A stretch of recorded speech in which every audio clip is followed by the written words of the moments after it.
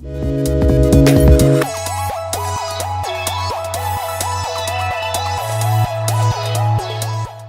when I upload this, tomorrow will be Valentine's Day. And I thought I could make another video in that So You Want to Be a Writer series, or I could jump on the romance bandwagon for Valentine's Day and ride the wave. And that is exactly what I'm doing. So this video is going to be about romantic tropes or things that I love to write about. And yeah, let's just jump right on in to number 1. This seems to be a lot of people's favorite trope to either read about, see, write about, but it's the fake boyfriend, fake date trope. It has to end. This trope has to end with the two characters actually getting together. Because I've seen it before where they don't end up, and it's literally just for one episode of a TV show that two characters will pretend to be dating, but then they'll never end up together in the run of the show or something like that. And it doesn't work the same way. You have to have the characters ending up together for me to like this trope. And how I implemented it in my writing. Okay, so this is how I implement it in my writing. In my sci-fi time travel novel, the main character has a best friend who is a photographer. They are trying to start their business, and they recruit the main character into doing some bride modeling photo shoots.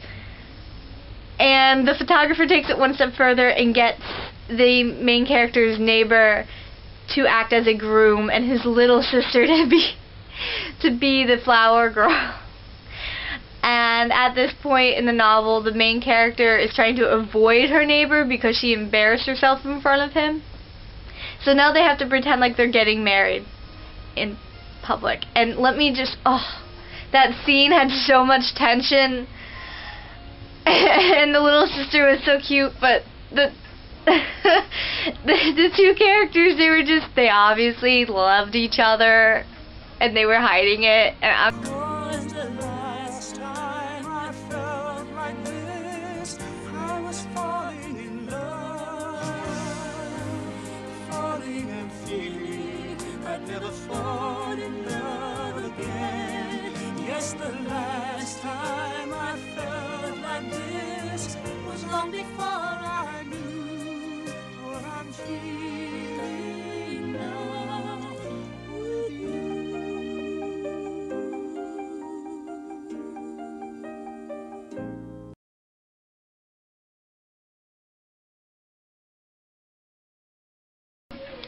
Number 2 is the moment in which the love interest's attention is piqued. This isn't the catalyst for the romance, but it is the moment where either one of them is like, that's a fine piece of God's creation right there. So,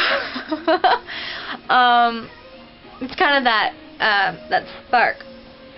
My fantasy series is what I'm thinking of specifically when I think of this trope.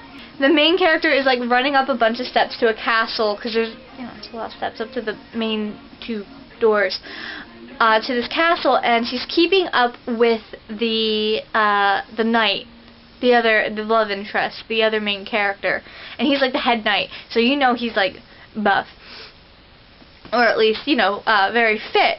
And she's keeping up with him, and he's like, "How are you doing this? You're a girl. How are you keeping up with me going up all these steps?" And she's like, "Bruh, I chase around a Great Pyrenees every day at the park. I think I can handle a few steps." And he's just like, he actually says, "Color me impressed." And when I wrote that line, I was just like,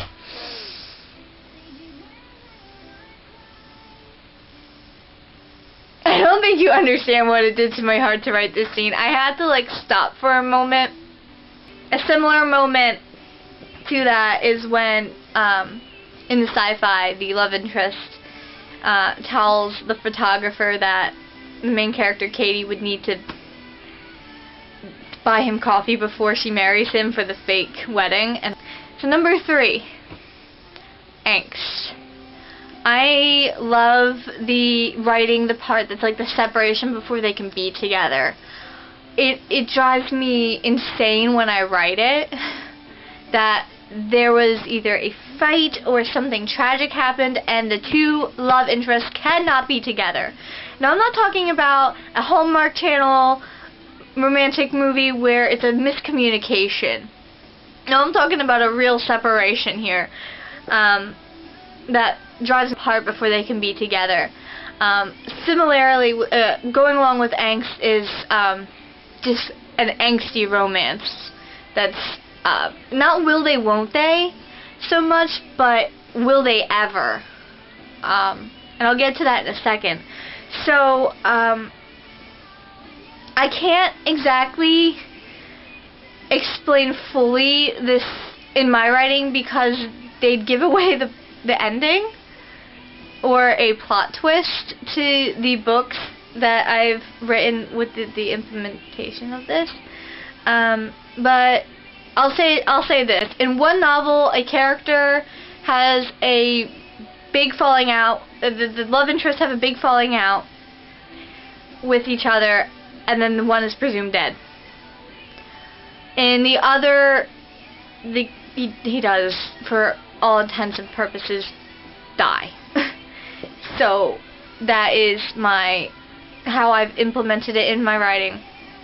Now for the second angst, the will they ever, is my new work in progress I'm working on, which is a drama mystery with a romance about a girl and the ghost of a highwayman in Ireland, set in Ireland, and it's how will they ever? I don't know yet. We're gonna find it out, but it's already gonna be angst. The drawings I've done for it, the minor plotting I've done for it already is showing me that this is gonna be one of those here's my heart, take it. It's on a platter. It's on a silver platter. It's still beating. It's fine. Everything's fine. This is fine. Everything's fine. It's not fine. Send help. The fourth thing I love to write are fade to black scenes. That does mean I have sex scenes in at least one of my novels so far. The sequel to the fantasy is going to have a fade to black. There's something just so gratifying to me about fade to blacks more than writing a straight up sex scene, and I've done both, but I think in my trial and errors I just prefer the former to the latter. There's something that's just has a mystery, like that classic romantic mystery behind a fade to black, where you're like building up the tension and the romance, and you like fade it out with like a line, and then you fade it back in when the deed has been done and they're like cuddling or in each other's arms. There's just something about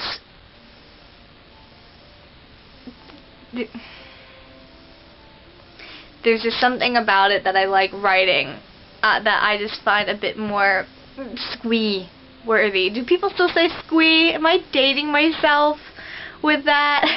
I feel like I might be, but there's just something that's squee worthy. And number 5, the last one, is the first kiss. That first kiss, though, it's just, and I mean, I like every kiss scene, and especially in my sci-fi where there's quite a few kisses between the two main characters as they are in a relationship through the book. You know that first kiss in Pocahontas between Pocahontas and John Smith, and the music is like, in the background, and it's like fading in and out and getting stronger and swelling, and then you see like Coco in the corner getting angrier, and then you see Thomas, Christian Bale's character, yeah, it's Christian Bale, Christian Bale's character, like, what the heck is going on, and then Coco kind of comes in and ruins it, but without the Coco part. Something about that is just when I write scenes that are first kisses, I try to invoke that sort of emotion, like, it's just, there's just something about that first kiss that I love writing. It's the senses, what the characters taste like, because you're using your mouth, you're going to be tasting something.